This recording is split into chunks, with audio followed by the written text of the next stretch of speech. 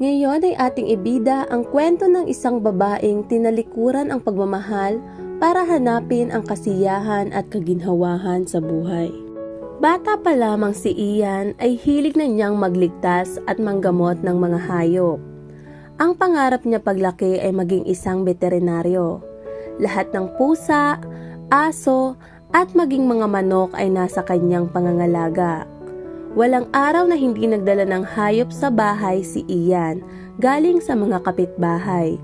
Bagamat ayaw ng kanyang ina sa kanyang ginagawa, ay natutuwa naman ito dahil lumalaking mabait at maawain ang anak.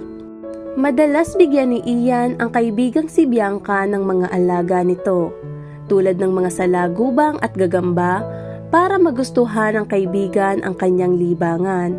Ngunit natatakot lamang ito. Gusto kong magkaroon ng sariling farm kapag nakapagtapos na ako ng pag-aaral, pero hindi ko pa alam kung anong hayop ang aalagaan ko. Tutulungan mo ako kapag naging mag-asawa na tayo, kaya dapat masanay ka na, sabi ni Ian kay Bianca at ngumuso lamang ito bilang tugon. 10 taon pa lamang sila ay nagplano na silang magpakasal, ngunit ngayon ay ayaw nang manatili ni Bianca sa probinsya kasama ang mga baka at kabayo. Ang pangarap na niya ngayon ay manirahan sa syudad, magkaroon ng sasakyan at mag-shopping sa mga mamahaling tindahan. Lumipas ang mga taon at nakapagtapos si Ian bilang isang veterinaryo at bumalik siya sa kanilang probinsya sa Quezon para doon maghanap ng trabaho. Samantalang si Bianca naman ay nag-aaral ng kursong edukasyon dahil gusto niya maging isang guro. Habang nag-aaral si Bianca sa Maynila, ay unti-unting nawala ang kasanayan nito sa buhay probinsya at maging kay Ian. Madalang na lang din ito kung umuwi. Ngunit sa kabila ng lahat ng pagbabago ni Bianca, ay hindi pa rin nalilimutan ni Ian ang kanyang pangako at tahimik na pinaghahandaan ang kasal. Ngunit nang makilala ni Bianca si Matthew, ay napagtanto niyang hindi sila bagay ni Ian dahil masyado itong simple para sa kanya.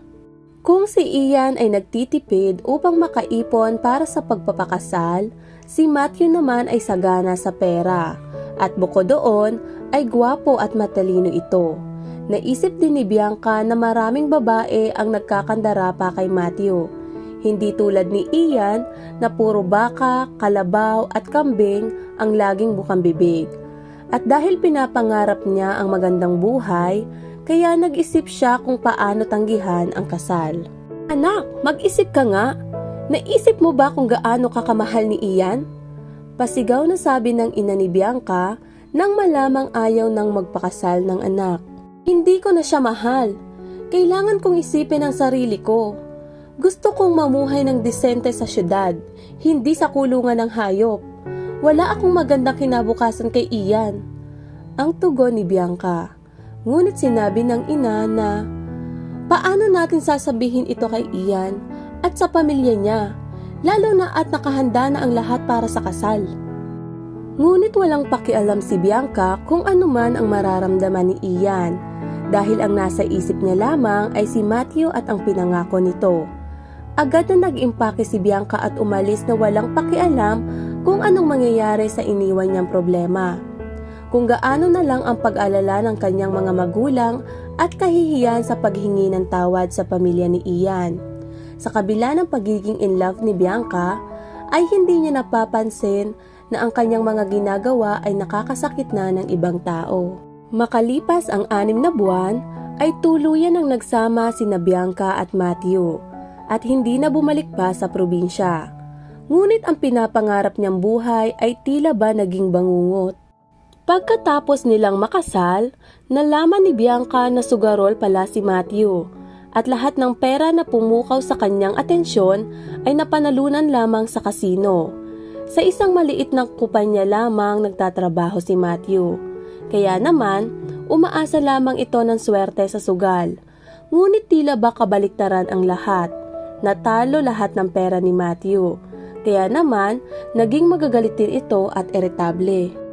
Minsan ay nagagalit siya kay Bianca dahil sa mga gastos nito kahit sa katunayan naman ay siya ang naglalaan ng budget para sa kanila. Habang tumatagal ay unti-unting nararamdaman ni Bianca ang pagkabigo. Napabuntong hininga na lamang siya nang maisip niya si Ian. Ngunit nabalitaan niya na umalis na rin ito sa probinsya at mayroon na ring sariling pamilya. Hindi makapagsabi si Bianca ng mga problema sa magulang, kaya tanging sa kaibigan na lamang niya ibinubuhos ang sama ng loob. Ang kanyang kaibigan na si May ay laging handang makinig sa lahat ng kanyang problema. Dahil nasanay na sina Bianca at Matthew sa kaibigan, ay lagi na itong kasama, maging sa mga picnics, birthdays at sa iba pang mga okasyon. Naging magkaibigan sina Bianca at May dahil pareho silang teacher sa isang daycare center. Ngunit lumipat ng trabaho si Bianca at namasukan sa isang bahay ampunan. Umaga na noon nang dumating sa bahay si Bianca at napansin niyang wala si Matthew sa bahay. Inayos niya ang kama dahil mukhang magulo pa ito. Pagkuha niya ng unan ay napansin niya ang mahabang hibla ng buhok na tulad ng kay May. Ngunit binaliwala niya lamang ito dahil may tiwala siya sa kaibigan. Ngunit nakita niya ang marka ng lipstick sa gilid ng unan, kaya't nagsuspecha siya na binisita ng kaibigan ang kanyang asawa. Nang sumapit ang gabi, ay hindi pa rin mapakali si Bianca at nag-iisip ito kung ano ang dapat niyang gawin. Kinabukasan ay bumili siya ng portable camera at inilagay sa kwarto. Alam niyang magaling ang asawa sa larangan ng pagsisinungaling, kaya naman kailangan niya ng ebidensya. Tinawagan niya si Matthew at sinabing bibisita muna siya sa kanyang mga magulang, kaya mawawala muna siya ng mga ilang araw. Makalipas ang 2 araw ay bumalik na si Bianca at agad siyang dumiretso sa kwarto upang tingnan ang camera. At hindi nga siya nagkamali ng hinala dahil nakita niya ang mga kalaswaang ginagawa ng asawa at kaibigan. Agad siyang nag-impake at umalis ng bahay na hindi man lang inintay si Matthew. Ilang oras ang lumipas at tinawagan siya ni May. Bianca, nasan ka ba? Kanina pa kami nag-aalala ni Matthew sa'yo. Mukhang ninakawan kayo dahil nawawala ang lahat ng gamit mo, ang sabi ng kaibigan. Nagkakamali ka. Iniwan ko na si Matthew kaya bakante na ang bahay. Alam ko na ang lahat kaya wag mo na akong tatawagan pa. Galit na sabi ni Bianca. Tumuloy muna siya sa isang apartment at doon ay naisip niya kung gaano siya nagpakatanga para ipagpalit si Ian sa isang walang kwentang tao. Isang araw, may 4 na taong batang lalaki na nagngangalang Nathan ang dinala sa bahay ampunan. Tinitigan ni Bianca ang bata dahil sa palagay niya ay may pagkakahawig ito kay Ian. Mas ikinagulat pa ni Bianca nang malamang pareho din ito ng apelyido. Agad nilapitan ni Bianca si Nathan na tila ba natatakot. Inakay niya ito papunta sa iba pang bata upang ipakilala. Hindi na nakapagtimpi pa si Bianca at tinanong si Nathan kung ano ang pangalan ng ama nito. Iyan ang pangalan ng papa ko, mahinang tugon ni Nathan. Sunod na itinanong ni Bianca kung nasaan ang ama nito. Bigla siyang kinabahan dahil sa posibilidad na baka patay na ang kaibigan. Ngunit sinagot naman siya ni Nathan at sinabing iniimbestigahan pa ang kanyang papa. Nang marinig ito ni Bianca ay hindi na siya nagdalawang isip pa at umuwi agad ng probinsya upang alamin ang nangyari kay Ian. Napag-alaman niyang inaresto si Ian dahil nakabunggo ito ng tao at nasawi. Hindi makapaniwala si Bianca sa narinig dahil para sa kanya, si Ian ay isang taong malambing at maunawain. Inalam niya rin kung nasaan ang asawa ni Ian. Sinabi ng mga kapitbahay na lumayas ito at sumama sa ibang lalaki nang arestuhin si Ian. Namatay naman noong nakaraang taon ang ina nito kaya wala nang magbabantay sa bata, lalo na at wala namang pakialam ang sarili nitong ina. Napag-alaman din ni Bianca sa kapitbahay na si Manang Delia na hindi si Ian ang nagmamaneho ng sasakyan nang mangyari ang aksidente. Mahilig kasi ang asawa ni Ian lumabas-labas at pumunta sa mga party. At noong araw na iyon ay hindi nito nakontrol ang sasakyan. Dagdag pa ni Manang Delia na pagpunta nila sa bahay ni na Ian ay umiiyak ito at nagpahatid sa kanyang anak upang puntahan ang asawa. Dahil walang nakakita sa pangyayari, ay inako ni Ian ang kasalanan ng asawa. Sinabi rin nito na huwag sasabihin kahit kanino ang nangyari. Naunawaan ni Bianca kung bakit ginawa iyon ni Ian.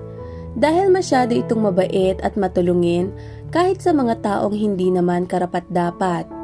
Ngunit hindi siya makakapayag sa nangyari kay Ian. Kinumbinsi niya ang anak ni Manang Delia na sabihin nito ang totoo upang hindi makulong ang kaibigan. Naisip ng anak ni Manang Delia na si Paulo na maiintindihan niya kung ang mag-ina ni Ian ay nanatili lamang sa bahay at iniintay ang paglaya ng asawa. Ngunit sumama ito sa iba at nagdudusa ang bata. Kaya naman, nakipagtulungan siya kay Bianca.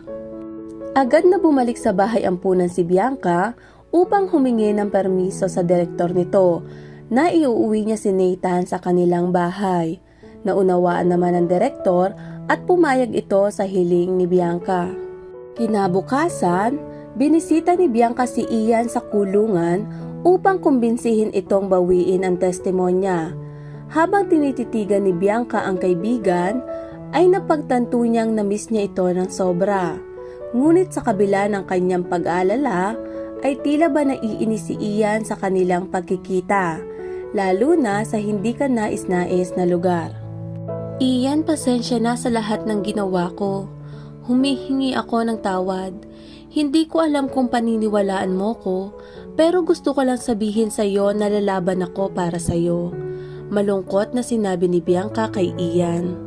Sinabi rin niya na nasa pangangalaga ng kanyang ina si Nathan at alam rin niya ang tunay na nangyari.